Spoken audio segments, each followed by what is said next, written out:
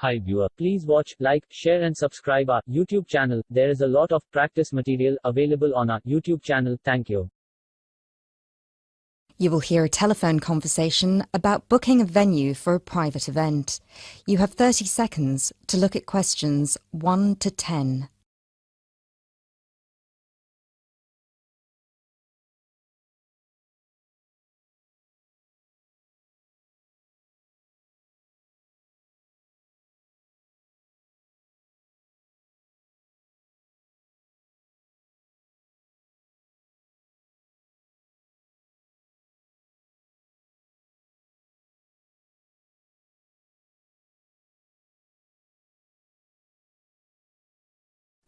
This is George and Dragon. How may I help? Hi, I'm calling to inquire about your upstairs venue. I'm interested in booking it for a private event, and I was wondering if I could ask a few questions. Yes, of course. Just give me a second, please. So, before we start, could I please get a name and phone number? Yes, my name is Clara Carlton. Carly, could you spell that for me, please? Sure, it's Carleton.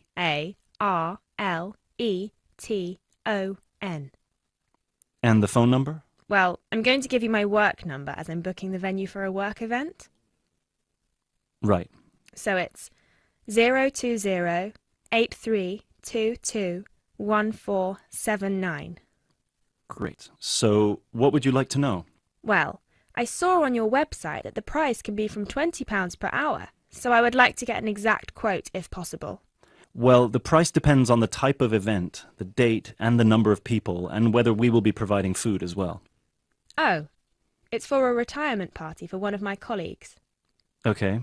And for which date is that? Well, we were thinking next Tuesday, the 31st of May. Okay. Oh, I'm sorry, but the venue's already booked that day. We're free on Monday and Wednesday, if that would suit you. Well, Wednesday's no good, because the gentleman who's retiring will be gone by then. But Monday works just as fine.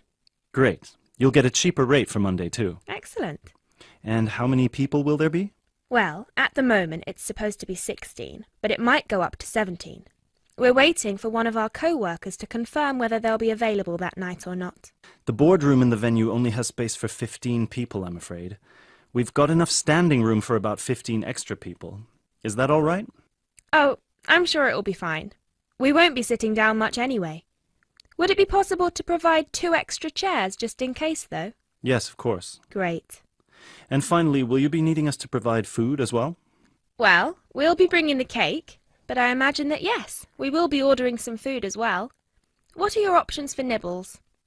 Well, we've got quite a vast selection depending on which type of menu you're interested in.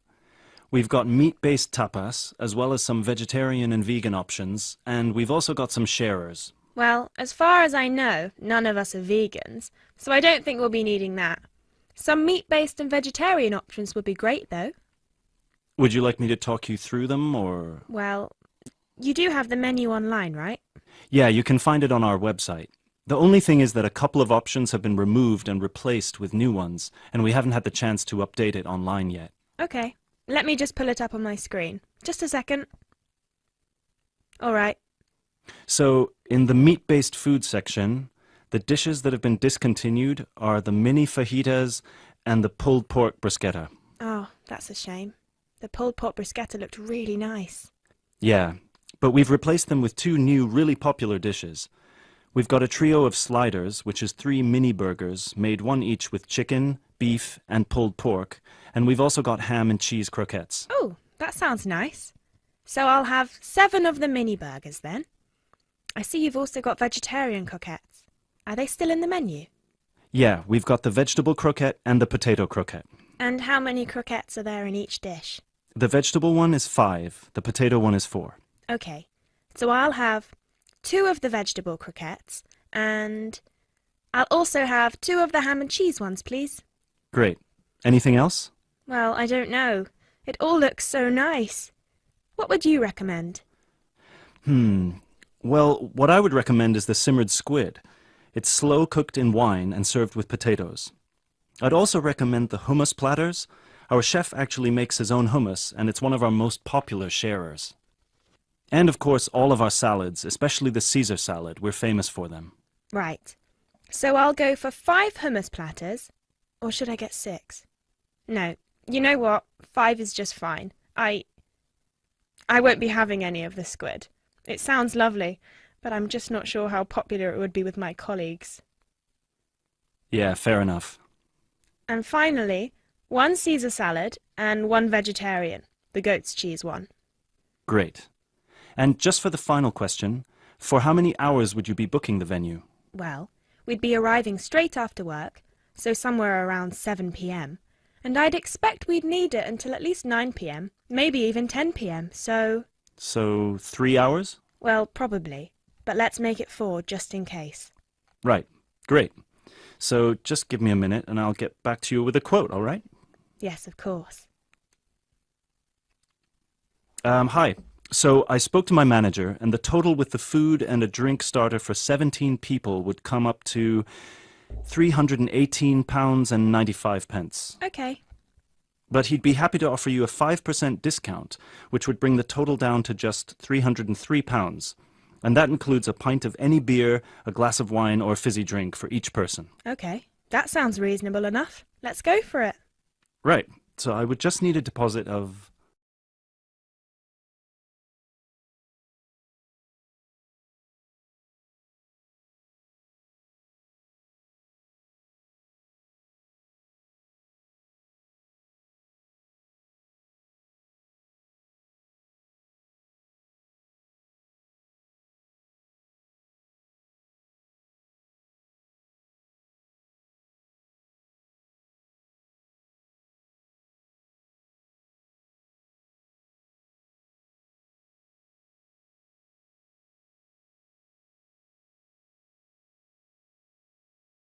Now turn to Section 2. Section 2. You will hear a parent educator talking about childhood accidents. First, you have some time to look at questions 11 to 16.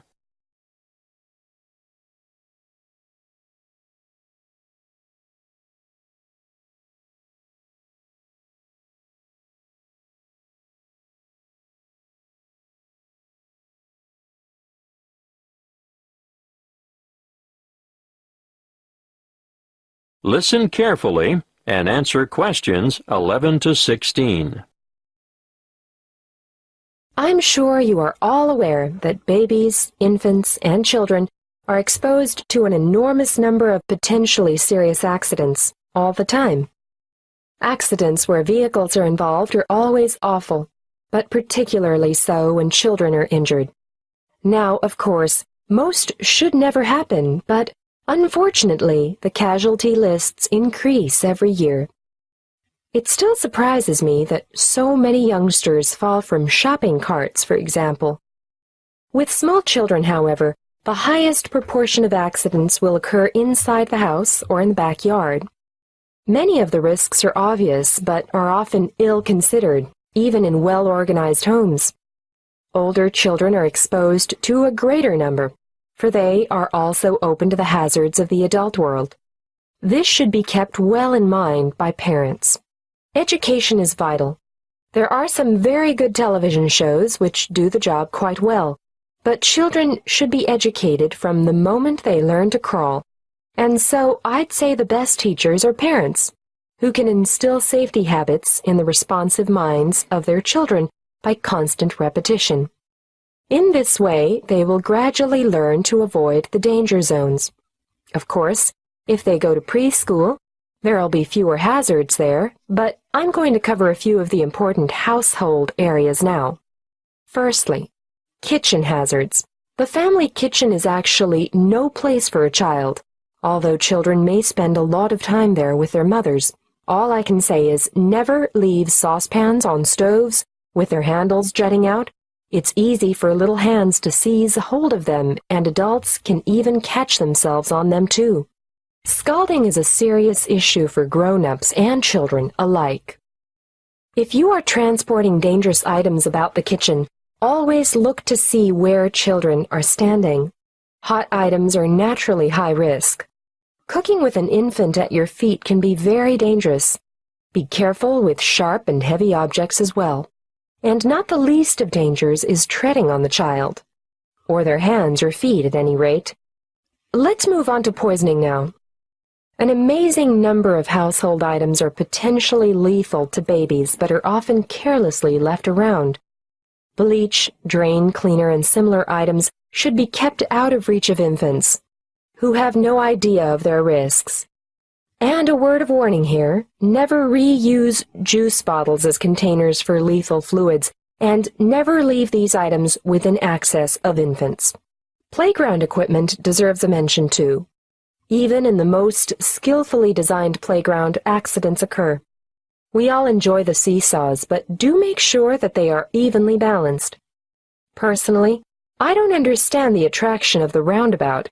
It makes me feel sick to my stomach, but the little ones enjoy the ride.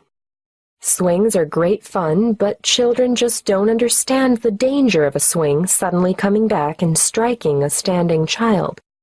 The results are often big bruises or even broken bones. Fractured skulls are the worst playground injuries I've seen, and these are common when young ones fall from a height such as the top of a climbing frame. I think the slides are much safer. Whatever your preference, though, be sure to keep a watchful eye on your children in the playground. Before you hear the rest of the talk, you have some time to look at questions 17 to 20.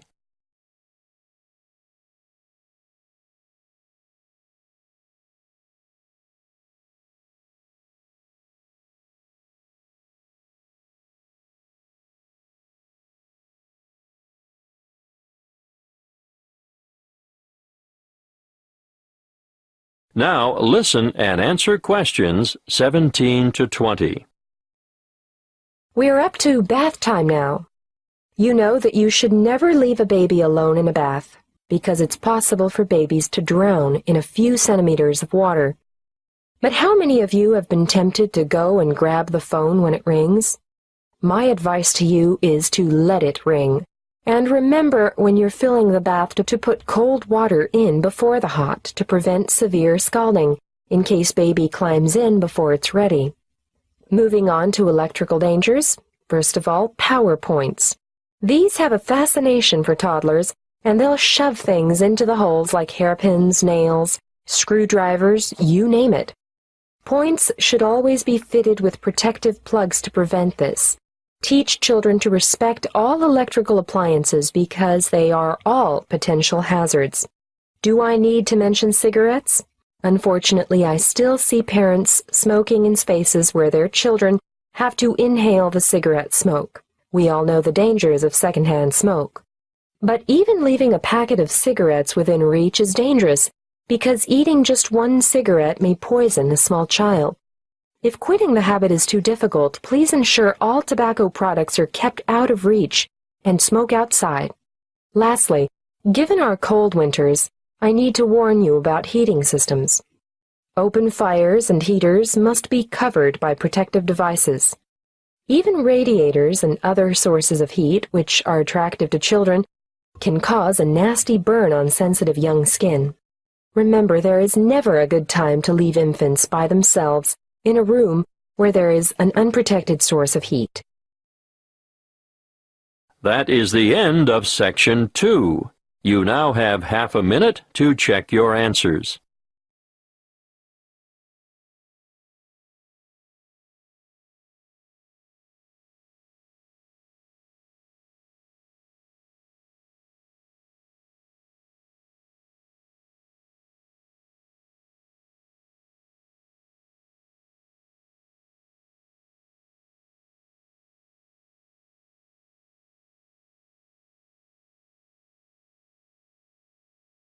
Now turn to Section 3 of your listening question booklet.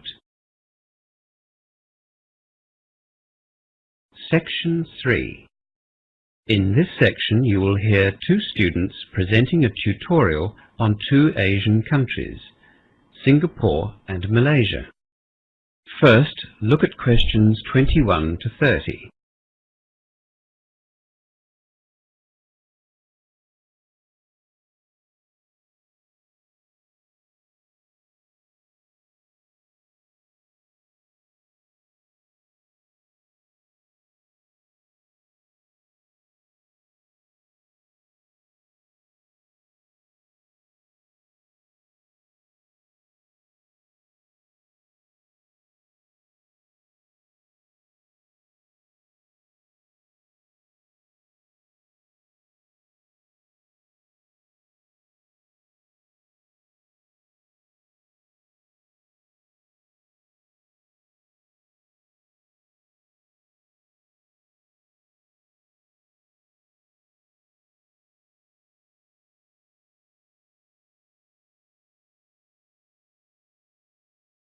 Now listen to the two students and answer questions 21 to 30. Nancy and Jenny are presenting the first of our profiles on Asia today. You looked at Singapore and Malaysia, didn't you? Yes, and we found lots of similarities between the two countries. Did you follow the outline that I gave you? Yes, we did. First of all, the total land area of Singapore is 630 square kilometres, whilst Malaysia's was 329,758 square kilometres. Obviously, Malaysia is a much larger nation with a bigger population, almost 24 million. It is bigger than Australia's population, in fact. We have 19,700,000. Singapore has just over 3 million. Did you look at their population mix? The population of both Malaysia and Singapore are multiracial. They each have a mixture of Malays, Chinese, Indians, and other ethnic groups as well, who all live quite harmoniously together. The breakdown of the population is different, though. In Malaysia, the Malays, or Bumiputras as they're called, outnumber the Chinese and the Indians. They make up about 65% of the population. In Singapore, 3/4 of the population is Chinese, with only a few 100,000 Malays and Indians. English is widely used in Malaysia, as well as in Singapore. Yes, they all study compulsory English at school, and adults use English a lot in their daily lives. For many years, Singaporeans have been sending their children abroad to study in English-speaking countries. And in recent years, Malaysians are also studying overseas and getting overseas work experience. Australia has had a fairly stable relationship with Singapore over the years. Can you briefly talk about that? Yes. Singapore and Australia have always maintained a friendly and warm relationship. As Jen said, many students come to Australia to study here, and often they stay here to work. Similarly, lots of Australians live and work in Singapore. Singapore was one of the first Asian countries to really take advantage of its geographical location and the technological advances that were made at the end of last century. It has a strong economy. Singapore and Australia signed an expanded trade accord in February, which covers all sorts of subjects from education through to customs procedures at the airports. It's accepted that this accord will really strengthen ties between the two countries. So trade between Singapore and Australia is continuing to grow. But we're not one of Singapore's top 3 trading partners. They're the US, Japan, and Malaysia. Yes, and interestingly, but not surprisingly, I guess, Malaysia's top 3 trading partners are the US, Japan, and Singapore. Yes, Singapore and Malaysia are neighbours, so you would expect that. What did you discover about the relationship between Malaysia and Australia? Well, it hasn't been as stable as Singapore and Australia's friendship. Malaysians and Australians get along well on a personal level. There have been an increasing number of tourists travelling between the two countries, so it isn't just the students who are coming here. Historically, Australia and Malaysia, and for that matter Singapore as well, have a lot in common, you know, with the British colonialists. Malaysia now doesn't want to blindly follow Western ideas, which is fair enough. Yes. This is something that we'll talk about later in the semester. Australia's international relations in the region. There do seem to be misunderstandings and disagreements between Malaysia and Australia, but diplomats say that these are exaggerated by the media. Yes, we all know the power that the media has. Was there anything else? Well, yes.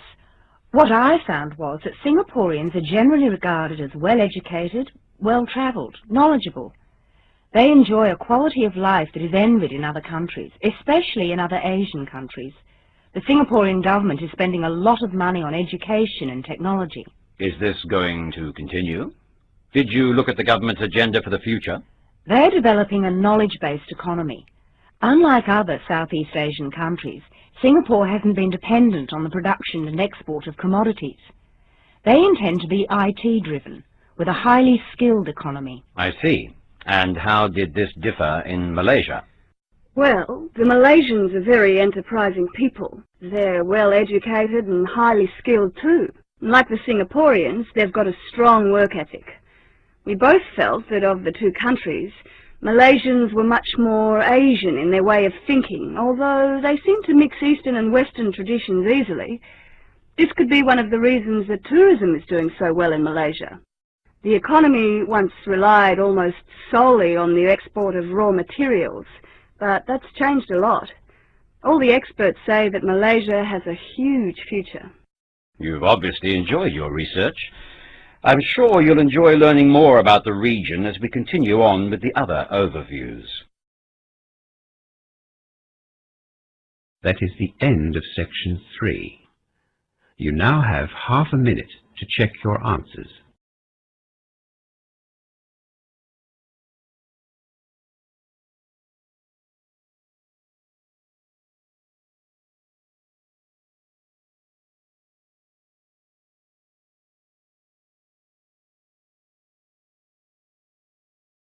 Now turn to Section 4. Section 4. You will hear part of a lecture about aquaculture and the fishing business. First, you have some time to look at questions 31 to 40.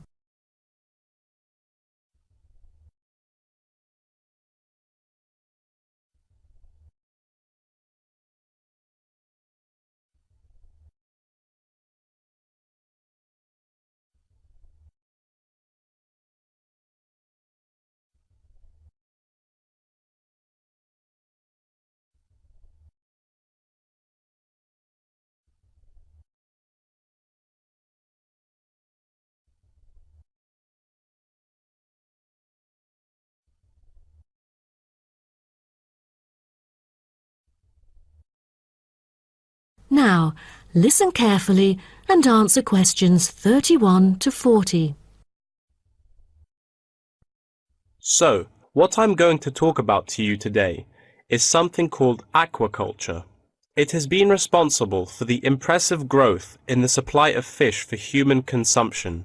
There's also been a slight improvement in the state of certain fish stocks due to improved fishery management.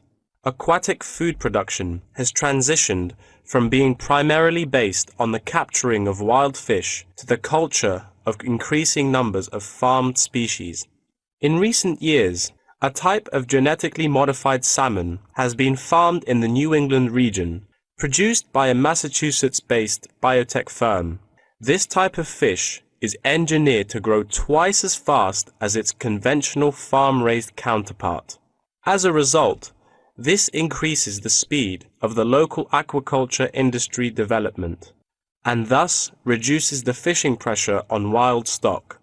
But local residents have expressed their concerns on the potential negative effects on the ecosystem should those GM fish ever escape into the sea. Stronger, healthier and faster growing, these fish might cannibalize others or outcompete wild-type fish for food.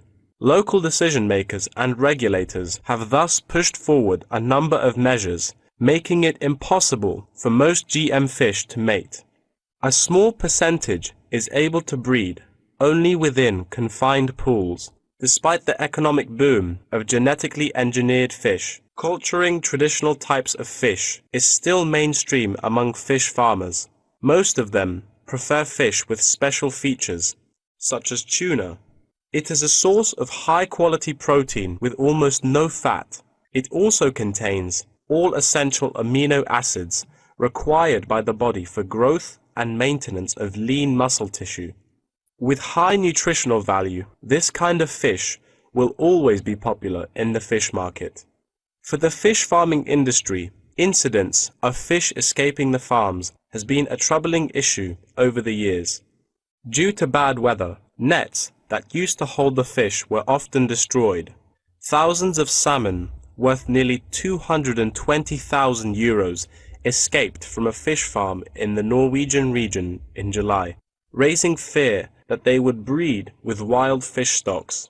Cages were thus built to withstand storms. The frames of the cages are made of PE, which is dedicated to marine use. This material has trustable strength, resilience and tenacity. To further strengthen it, strong nets without knots are used to support the cylindrical frame.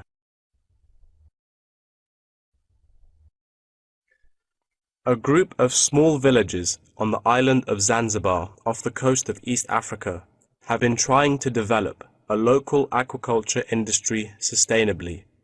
They use a land-based production system that is both economically and ecologically sound. Land-based recirculation can control ocean temperature and optimize growth for the fish that are used to warmer water. All organic waste from the fish is held on land, with incoming water sterilized to avoid disease, which has historically plagued ocean-based farms. The lack of disease means that no drugs are administered to the fish. However, one problem facing the villagers is lack of suitable land on the coast for this system. Hotels and beaches open to tourists take up most of the coastal area. Another problem facing local fishermen is the scarcity of young fish used to breed the species. This predicament stems from overfishing during the previous decades. The local commercial fishing industry has been reduced by 50% for this reason, and the aquaculture industry has yet to thrive. The government has taken a set of initiatives to safeguard native aquaculture and the fishing industry. An open-air seafood market has been launched. Residents are encouraged to support local fish farming businesses by purchasing marine products. As it turns out, there is a public demand for access to locally produced, sustainable sources of fresh seafood. Moreover, local fish farmers are aided to market seaweed and oysters, both of which have additional economic values. Seaweed is used in various ways in cosmetics. Seaweed extract is often found on the list of ingredients constituting creams, soaps, shampoos, powders, and sprays.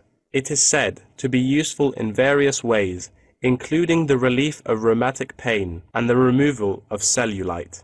Oyster is a source of seafood popular among the local hospitality industry. Served with caviar and champagne, it is one of the world's ultimate luxury foods, appealing to gourmets with its succulent and delicate flavor. It thus appears to have the greatest potential for commercial culture, even though the national and international market has shown demand for marine products in Zanzibar. It is still challenging to survive in the competitive modern fishing industry. The government ought to restore the business by encouraging aquaculture, recreation, and shipping. First, it could utilize modern fish farming technology to supply more high-quality marine products. Tourism is an effective stimulus to boost its sales, and with better shipping capability, more products can be delivered abroad. That is the end of section 4. You now have half a minute to check your answers.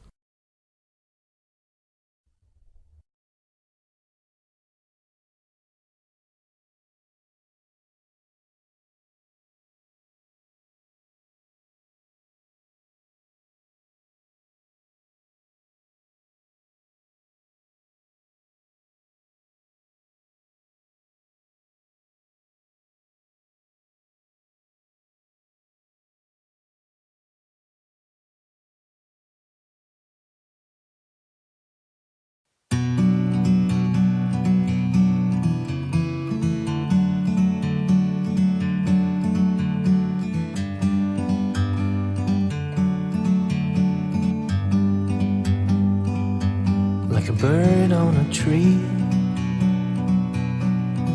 I'm just sitting here. I got time, it's clear to see. From up here, the world seems small. We can sit together. It's so beautiful, you and me. We meant to be in the great outdoors, forever free.